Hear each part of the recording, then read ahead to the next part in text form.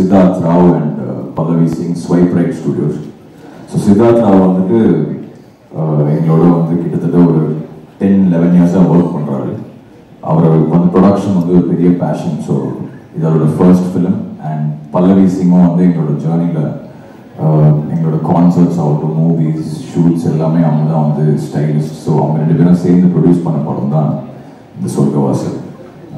இந்த ஃபிலிமில் வந்து எல்லாருமே ரொம்ப நியர் அண்ட் டியர் ஒன்ஸ் எனக்கு பர்சனலாக.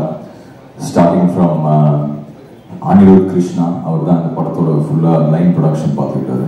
அண்ட் பிரின்ஸ் ஆண்டர்சன் வந்து டிஓபி, எங்களோட ஸ்கூல் ரவிகேஸ்வரோட சந்தாவோட ஒர்க் பண்ணிட்டு இருந்தார் அவர் பாம்பேல. அவரோட ஃபர்ஸ்ட் மெயின் ஸ்ட்ரீம் ஃபிலிம் இது.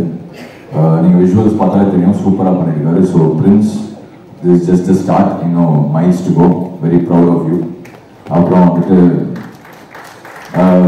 வினய், எங்களோட சவுண்ட் அவர் தான் கிட்டத்தட்ட 1 decade பார்த்துட்டு இருக்காரு. அவர் இந்த ஃபிலிமில் மிக்ஸ் பண்ணியிருக்காரு. ஸோ டெக்னிக்கலி வந்து எல்லாமே எங்கள் ஃபேமிலி மாதிரி தான் இந்த படம். நான் coming to the director Siddharth Viswanath and Think Studios. Santhosh bro, thank you for accepting to produce this film. Prabhu sir, நீங்கள் ரிலீஸ் பண்ணும்போது கண்டிப்பாக இந்த படம் வந்து வேறு லெவலில் நீங்கள் கொண்டு போயிடுவீங்கன்னு கான்ஃபிடன்ஸ் இருக்குது. Thank you sir. சித்தார்த் விஸ்வநாத் வந்து என்னோட ஸ்கூல் ஜூனியர், 2 years ஜூனியர்.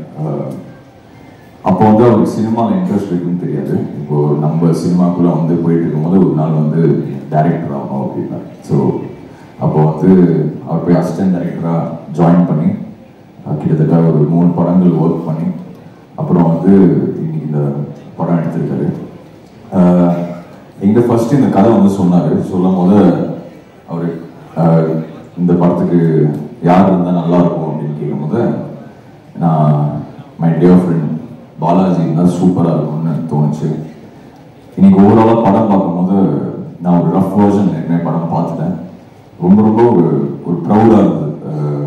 நம்மளோட ஃப்ரெண்ட்ஸ் எல்லாருமே சேர்ந்து இப்படி ஒரு ப்ராடக்ட் கொடுத்துருக்காங்களே அப்படின்னு சொல்லி. And coming to the hero Balaji வந்து அகைன் நம்ம மியூசிக் டைரக்டராக ஸ்டார்ட் பண்ணும்போது அவர் அப்போ எஃப்எம்ல ஏற்கனவே கொடி கட்டி பறந்துட்டு இருந்தார். ஸோ அங்கேருந்து எங்களோட கனெக்ஷன் ஸ்டார்ட் ஆகும். ஜென்ரலி நமக்கு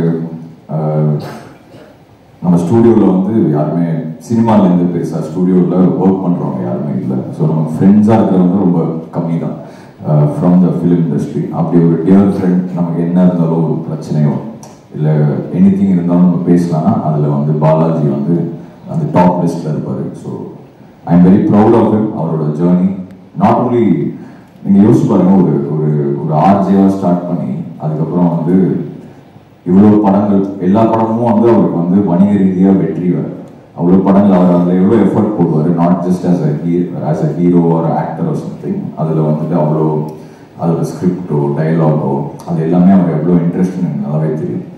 ஸோ அப்படி இப்போ எல்லாருமே வந்து அவர் சரி நல்லா சூப்பராக காமெடி பண்ணுவார், பயங்கரமாக நம்ம என்டர்டெயினாக இருக்கலாம்னு சொல்லும் போது ஒரு டிரான்ஸ்ஃபர்மேஷனுக்கு ஒரு படம் ஒன்று அமையும்ல, அது இந்த சொர்க்கவாசலாக வந்து இருக்கும்னு நான் கன்ஃபார்மாக நம்புகிறேன். ஸோ